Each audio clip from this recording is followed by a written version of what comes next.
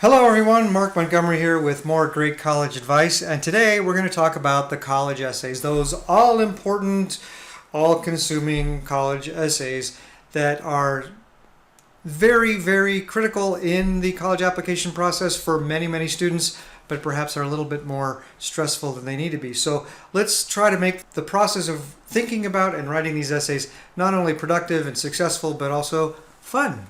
So here we go.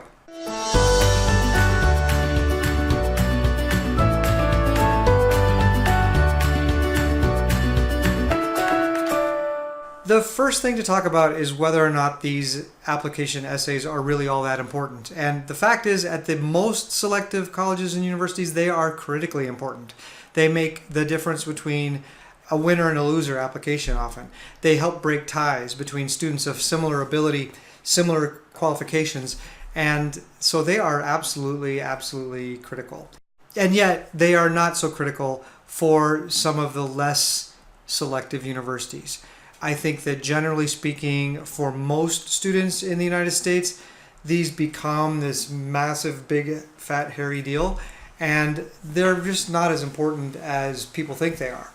So, keep it in context depending on where your student is going. The thing to keep in mind too is that a lot of universities, in fact, most universities in the country, do not require an essay at all.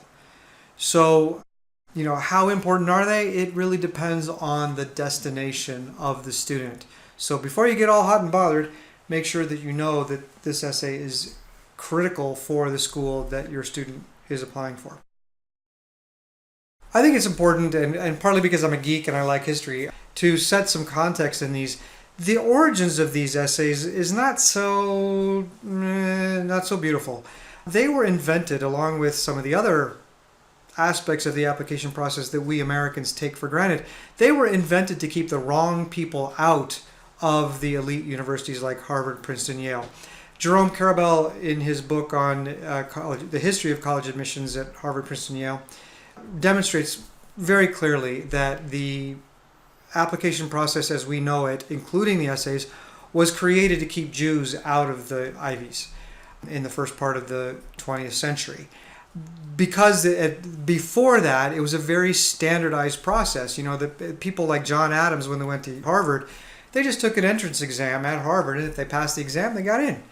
So once, though, that some undesirable people started getting in on that basis, those universities who didn't want to become majority Jewish or to have elements of the population that were not considered desirable at the time, created these more subjective measures of student qualifications so that they could make sure that they weeded out people in the process. And unfortunately, this legacy still continues today.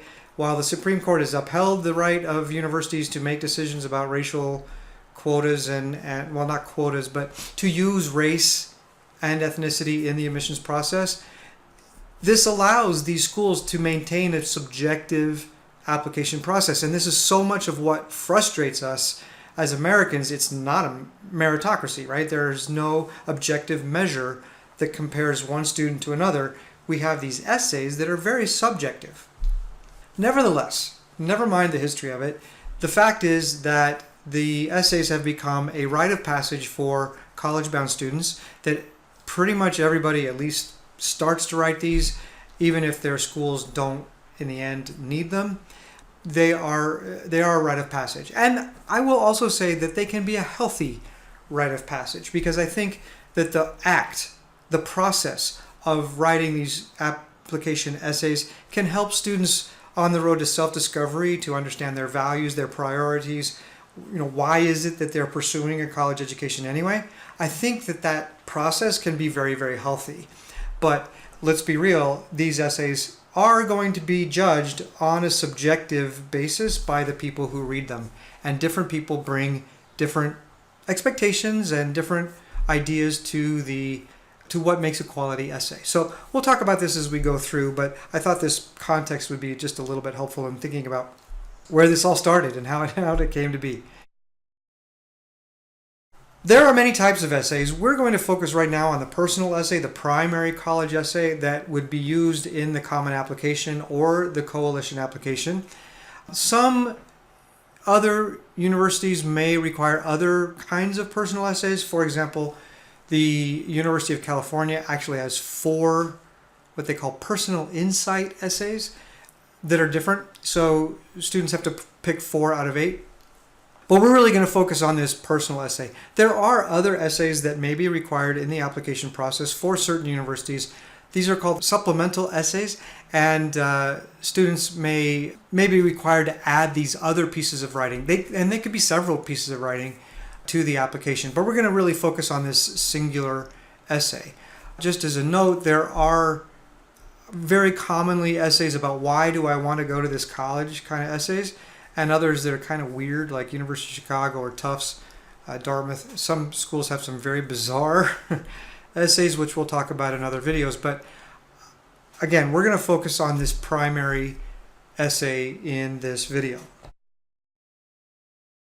Why are these required? Well, the standard line is that they are to humanize your application. They're an opportunity for the student to tell his or her story, or at least a portion of that story. They can't tell their entire life history, right, in these essays, but they're going to present something about themselves that makes them a 3-dimensional living and breathing human being on this application, going beyond the numbers, going beyond the test scores, the grades, and that data. So this is a real opportunity for students to present something about themselves that will give a measure of the person. They're also, as colleges will say, they're a test of your writing skills. Now, I'm going to tell you that I don't think that's really very true anymore, because everyone knows that these essays are heavily edited by somebody, generally speaking, teachers, parents, college consultants, essay specialists. I mean, there's all kinds of services out there to get help in editing these essays to make them look really awesome. So are they really a great test of writing skills of students? Maybe not. But as I will come to, the process of writing them can help develop the student's writing skills in the process. The actual product may not be a accurate demonstration of the writing skills of the student, but they still can be a healthy thing. What is the personal essay? Well, it's only 500 to 650 words. It's pretty short, so that makes it easy for most students, because I have some students who say, oh my gosh, I write 500 words 3 times a week. My in-class essays, I'm constantly writing. So 500 words, super simple. But then again, they recognize that 650 words can be really hard, because if you're trying to compact a very complex picture of who you are as a student into only 650 words, then they better be really great 650 words. So I sometimes give students the image of a great big huge comfortable fluffy warm sleeping bag that you can then have to stuff into this really small space, into that stuff sack. And you need to do that efficiently, and sometimes you might have to do it once or twice because it doesn't quite fit if you don't do it the right way. So that can be hard, getting the right amount of sophistication into a very small space. There are prompts that are offered for students to respond to that can help students focus their thoughts, and they really help to test the student's ability to answer that question fully and creatively in an interesting way.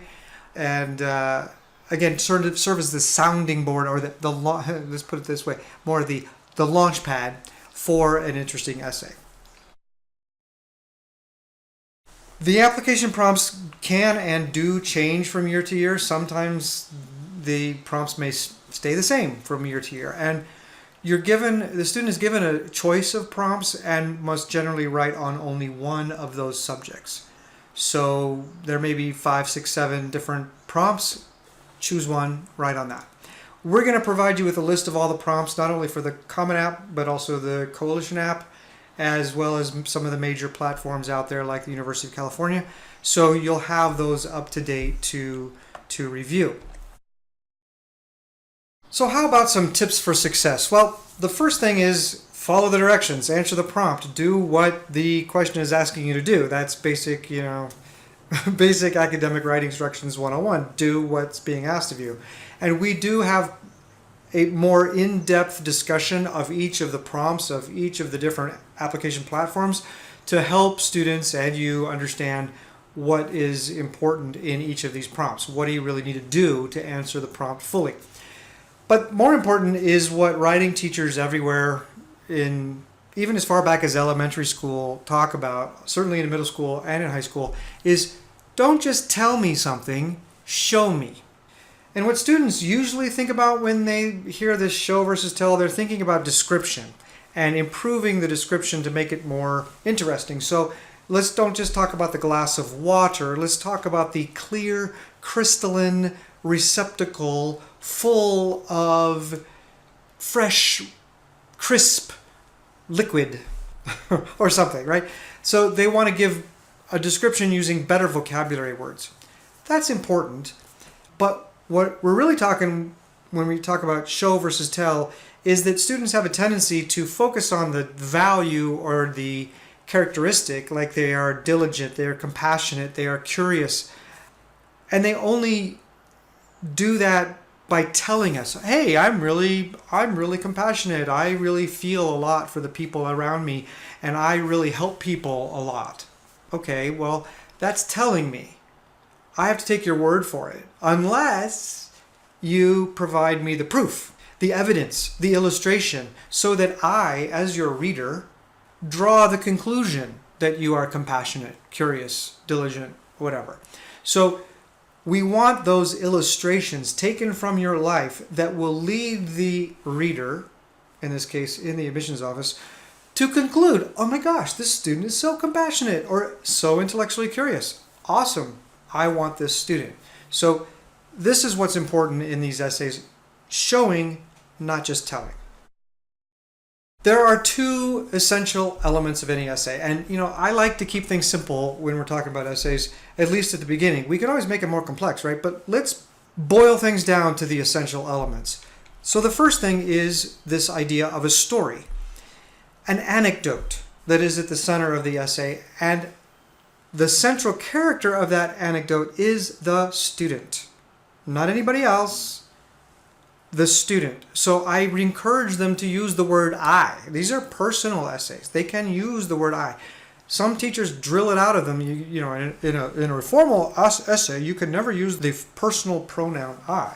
Now, in this, you got to use it because the student is at the center of the action here. And it's the details, as I was describing the glass of water, those details, that vocabulary, helps to make the story come alive, but that is sitting second place to the anecdote. The anecdote does not have to be heroic. It does not have to be, I won the Nobel Prize or I cured cancer. Kids often will be thinking, and parents too, will think about this has to be something that shows the student in a stupendous light, like they are awesomeness. Not really. It can be pretty benign or banal even. Just a very simple story. So here's an example. And it's a dumb example. I'm going to just warn you, it's a dumb example, but sometimes the dumb example can help prove the point. So here's my story. I was walking down the street staring at my phone when I slipped on a banana peel, fell down on my butt. Now that's a really simple story, right? I can say it in one sentence. I was walking down the street staring at my phone when I slipped on a banana peel and fell down on my butt. Not very earth-shattering, not very heroic. It just is a thing that happened to me. But the question is, what does that story mean? And that's the second element of the essay, is to provide reflection. What does the story mean to you? What is the significance of this event or this conversation or this accomplishment? Whatever it is, what is it? How does it explain who you are today? So let's take my stupid little story. I was walking down the street staring at my phone when I slipped on a banana peel, fell down on my butt. Well, The first thing I learned from this experience is you should not be staring at your phone as you're walking down the street. First of all, you can slip on banana peels and other sort of things, but my gosh, life is so interesting, and the sun is shining, and the flowers are blooming, and the birds are singing, and there are nice people that I can wave to or nod to and smile at when I'm walking down the street, and actually enjoy reality, not virtual reality. So this is one of the things I learned from this incident. The second thing I learned from this incident is that, littering is just not right. It can actually be dangerous. And I think people should pay more attention and pick up their litter and put it in the trash. Pollution, environmental degradation, it all starts with dropping that banana peel on the ground. And that is shameful. And, we need to think more about protection of our planet.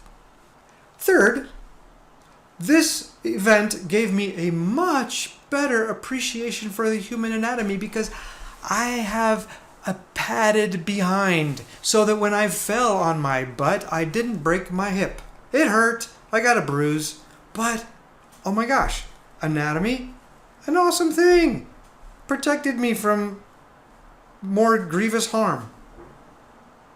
Okay, all three of these things are kind of lame, and I'm really stretching the point, right? This story is kind of dull and not that exciting, but any little thing that happens to us, we can probably come up with some reflections. So the reason I'm doing this is to show that if the story is better and the reflections are better, it's a lot better. The essay is going to be better.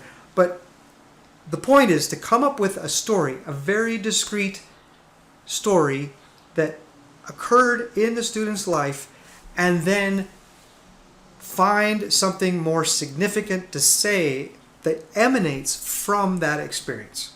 And that is what makes an essay at its foundation.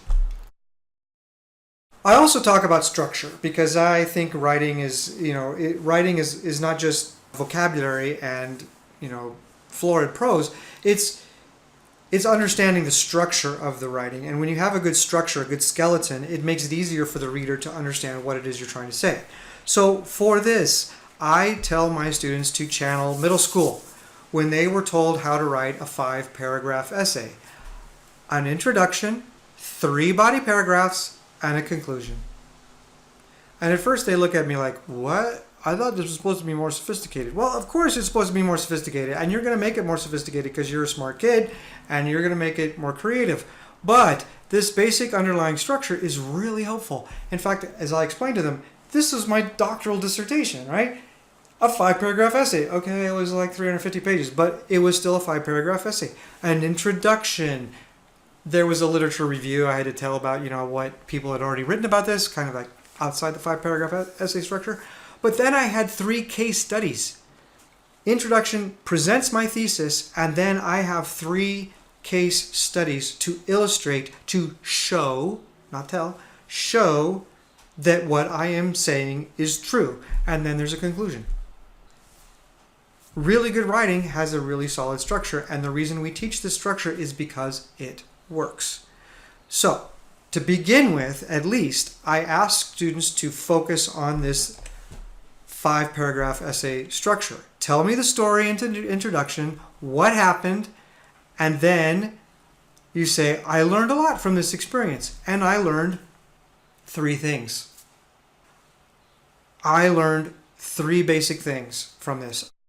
My perspective on the world changed in this way. The experience reflects my values in the following ways. It helped me understand my philosophy of life, my perspective on other humans, my perspective on the world, the meaning of life, whatever. But this particular incident, this anecdote, is helping to illuminate things that are important to me. And we're going to have 3. If we're going to use this basic underlying structure, we're going to come up with 3. So the first thing I tell students to do when they're looking at the prompts, I want you to give me a little story that relates to the prompt, and then I want you to tell me what the story means, and give me at least 3. Give me 5, give me 6 in the first instance, right? But we're going to come up with 3 really solid ones that you can present. You don't have to do it in a very, very straight way in the 5-paragraph essay form, You can get more creative than that, but this is the structure of the content. This is the best way and the easiest way to come up with the meat, the guts of your essay. What are the rules? Well, first of all, do your own work, students. And parents, that means you have to let them do their own work. We'll talk about this in a minute. They must be their own work. I also tell students don't fall in love with their first draft. And this is hard in today's world because students in the age of the internet are not being asked to edit and re-edit and edit again their work. You know, when I went into Miss Wasserstein's class when I was in 10th grade in my expository writing class, I would hand in an essay and the next day she'd give it back to me with a ton of red marks on it and all kinds of complicated symbols. And I was then to go home and rewrite it that night. And I would turn it in again. And then she would give me another set of remarks. And then I would write it again. And sometimes I would spend 2 weeks on one essay. Editing and editing and editing and editing until it was as perfect as it could possibly be. Students do not do this by and large anymore because students can copy from the internet. Students can get help from all kinds of services. And so the in-class essay is the rule of the day. And students don't get a lot of feedback on their writing. They may just get an A or a B+, and they're not really sure what it was that earned them that grade. So when they're editing things with me or when they're thinking about these and sharing them with others, they are going to write and rewrite and rewrite. I also tell students that, I may criticize your essay, but this is not a criticism of you because the essays are personal. This is a personal essay, and sometimes students are sharing very personal things, very fundamental things to who they are and what they believe. And sometimes it's hard when they're being told, I don't like the way this is going, that they can take it personally. So try in so much as you can to remind yourselves that we're trying to make a good piece of literature here. And if I'm criticizing the presentation, it's not because I'm criticizing the fundamental value that you hold. The process, therefore, can be very messy. A lot of back and forth, and in fact, it happens relatively often that a student will start on a topic, get going, and then realize, you know what? This essay isn't doing it. I need to find a different topic. This is not, it just doesn't feel right. It's not doing what I need it to do. It's not a good illustration of my values, my priorities, my feelings, my perspective on the world. So the last thing is start early because you need to provide the space, the time in order to have this trial and error and start in and have a false start. So start early. Everyone says that, but it really does make a difference. So how can parents help in this process? Well, parents can often help in highlighting topics that will work for students. And especially parents, if you focus on the turning points in your child's life, you know the incidents or the moments or the periods in your child's life where they made significant growth or where they were going along this way, and then all of a sudden something happened and something new happened. Some new perspective, some greater maturity, personal growth occurred as a result of this incident. So think about those turning points, and those often make really great essays where students see that they were once, think of it this way, I was once a child and then all of a sudden I grew up. Or I made significant progress in some way, emotionally, socially, intellectually, whatever. Turning points are important. Help your student find that story. And, sometimes I remember doing it even with my own kids, but certainly I do this with all of my students is, just reminisce. Talk about those times when, funny things happen, silly things happen, memorable experiences, and remind yourselves of those stories because often kids will say, yeah, you know what I learned from that? Bang. And then all of a sudden we've got a great essay there. Also talk through the reflections with them, but listen. Listen. Don't just give it to them. Listen. Ask questions. Pull it out of them. Oh, well, why was that an important event? Why did that bother you? Or why did you feel proud about that incident? Give me more information. Let them talk. Because sometimes in the talking it out, they come up with new ideas and they start to see oh my gosh, I do have a lot to say about this. So let them get it out. And then finally, don't exert a heavy hand in the editing process. While we don't want a lot of mistakes in the essays, we also want them to be fresh. We want them to be the voice of a 17, 18-year-old. We don't want them to be the voice of a boring 45-year-old securities lawyer. You know, we want to have that fresh, youthful voice come out in the essay, and that's super important. So don't exert too heavy a hand to try to get different words or different phrasing. We need to be considerate of the student voice. More tips for success. It's important to think about who your reader is. And I like to paint this picture of an admissions officer in their early 30s, has been reading essays for several years, and they read thousands of them per year, and they have a quota of 75 a day. And your child's essay is number 67.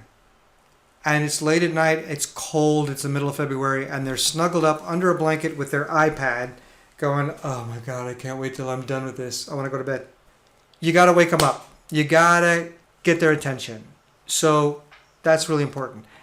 The second thing to think about is humility can work better than bragging.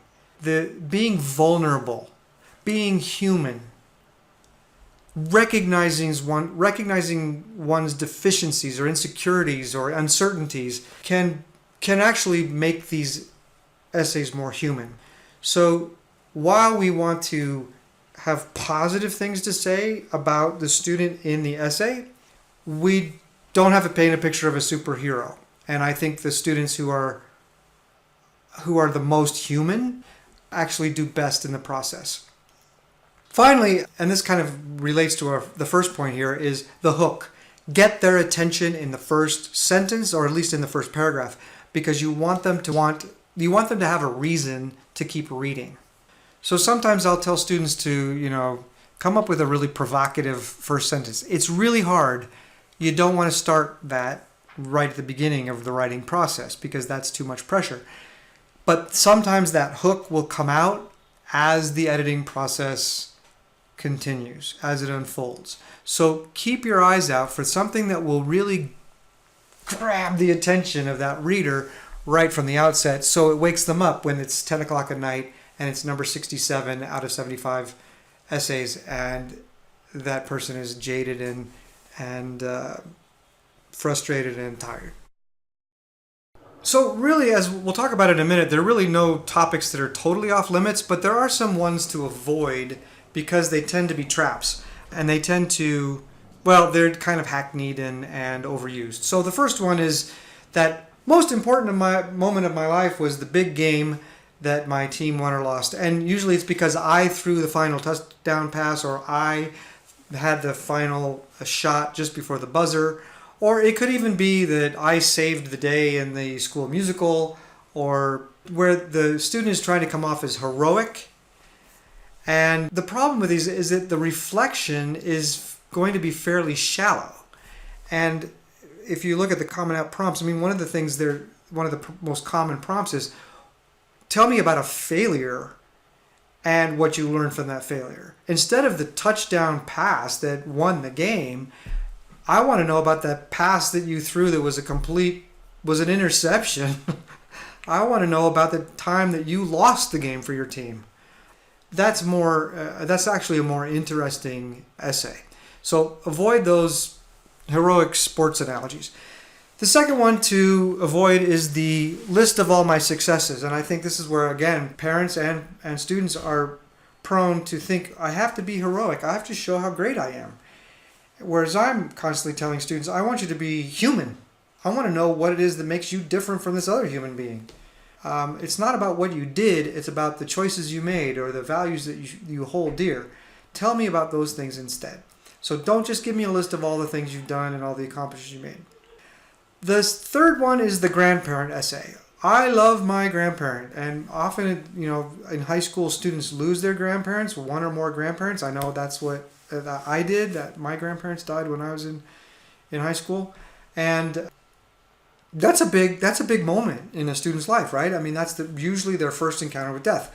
But they will tend, if they're writing the grandparent essay, they will tend to focus on the grandparent. My grandparent, did this and that, fought in this war, and was my hero, and was a fantastic human being, and I want to model my life on my grandparent's life.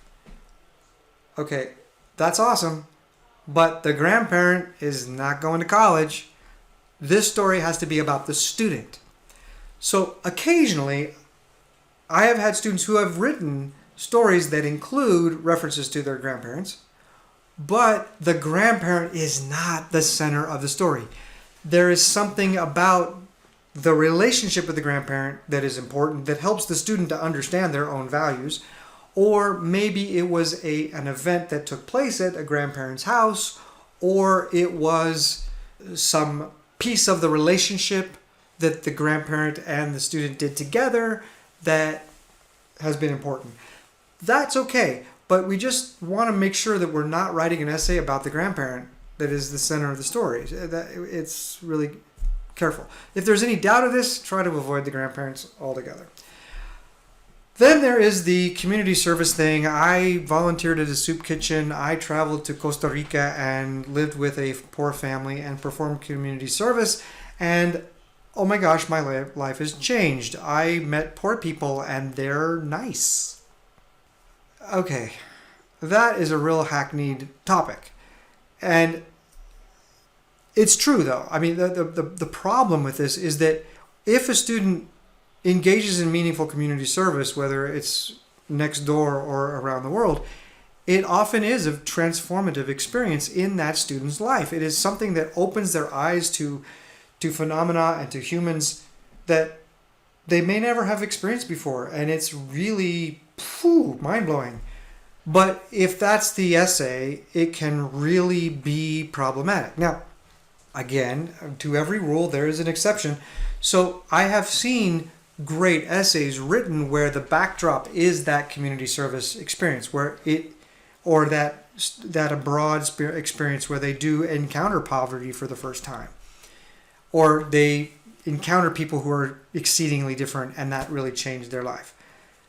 But it has to be handled very carefully to make sure that the focus is on the student and the focus is on the reflections, the sophisticated reflections that the student is making based on that experience. So I like it to be, if it's an experience that takes part as during that community service or that trip to Costa Rica, maybe it's about something different. Maybe it's not about poverty. Maybe it's really reflecting on their own. Well, it might be about environmental protection. It might be about education and the importance of education. It might be about something else.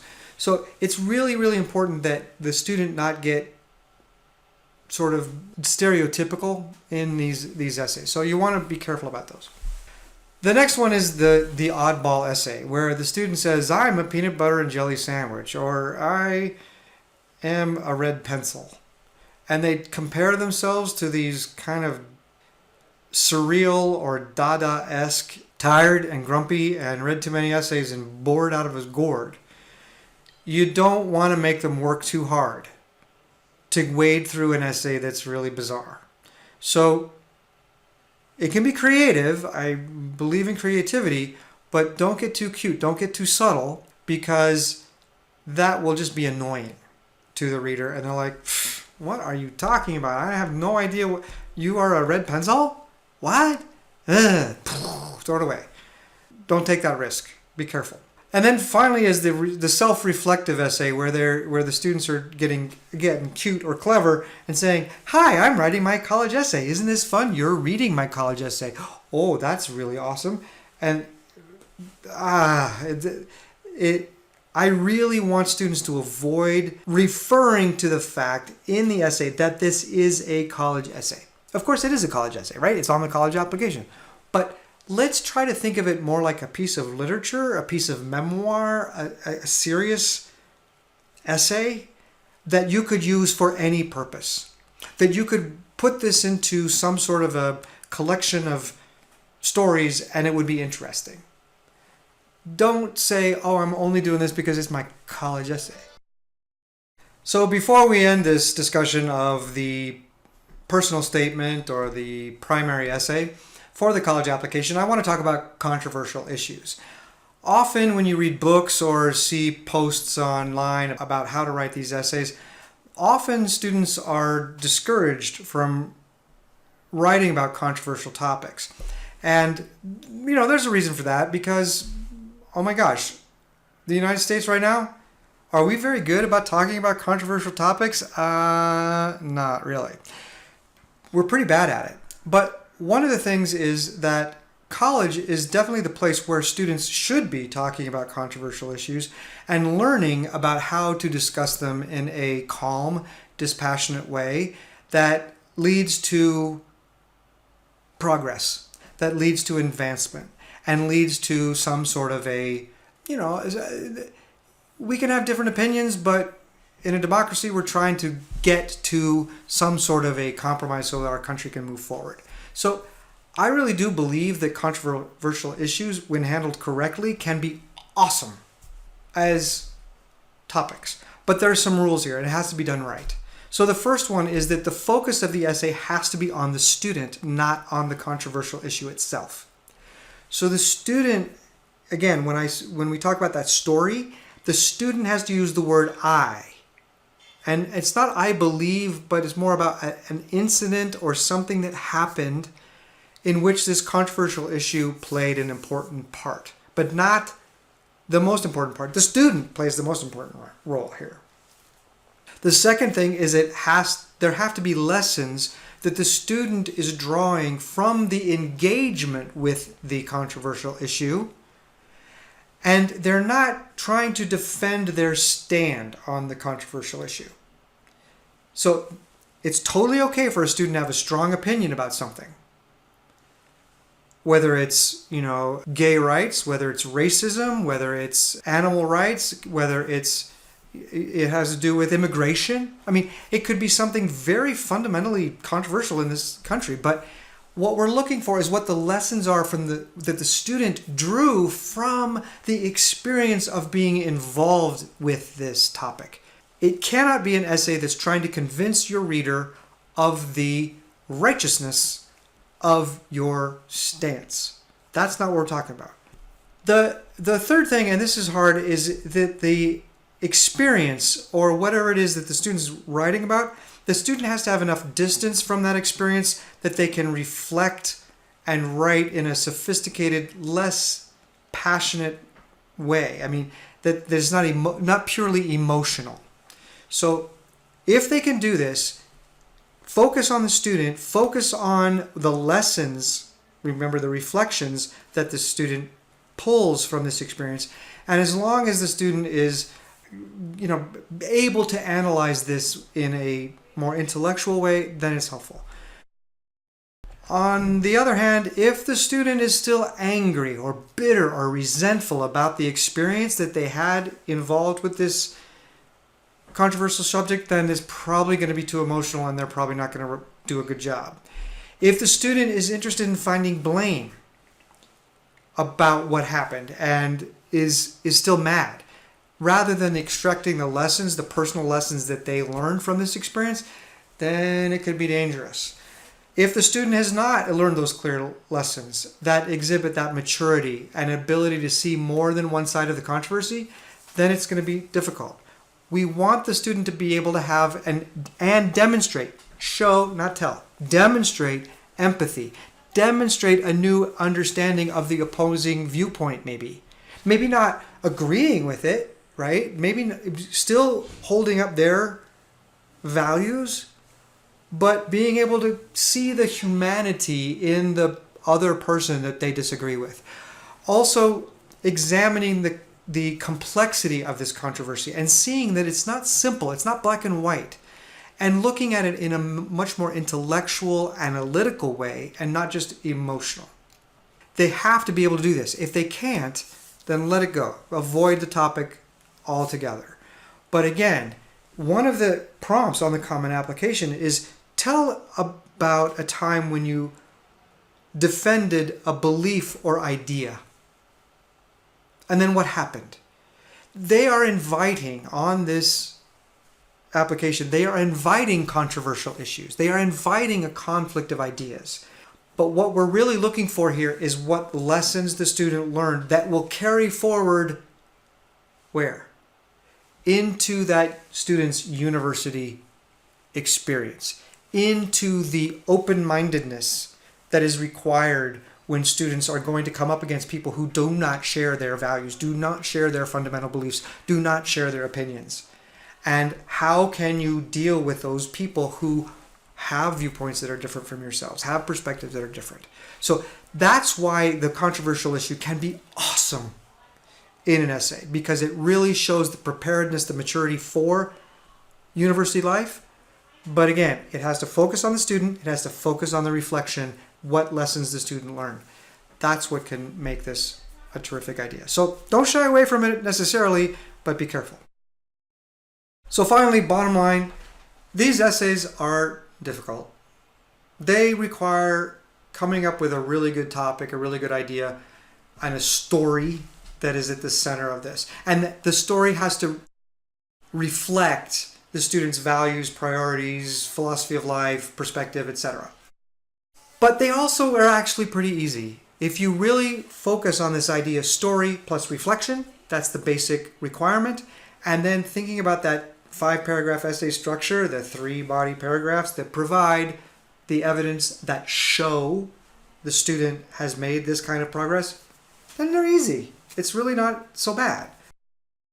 So I hope this has been helpful, at least to set the stage for the essay process and to convince you that while this process is sometimes grueling, sometimes kind of frustrating, it can really be a wonderful way for students to make a fundamental leap in their own self-understanding. So have fun and let me know how it goes.